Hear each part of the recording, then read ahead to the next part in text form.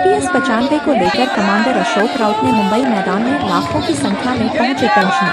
इनकी बहुत छोटी सी मांग है 7,500 और मेडिकल सुविधा, लेकिन प्रधानमंत्री से 2 बार मुलाकात होने के बावजूद भी पेंशनरों को उनकी सुविधा नहीं मिली। आखिर बुजुर्गों का सम्मान कब मिलेगा? बुढ़ापे का सहारा उनका मात्रा पेंशन है। यह पेंशन आखिर सरकार देगी कब? क्यों नहीं देना चाहती है सरकार?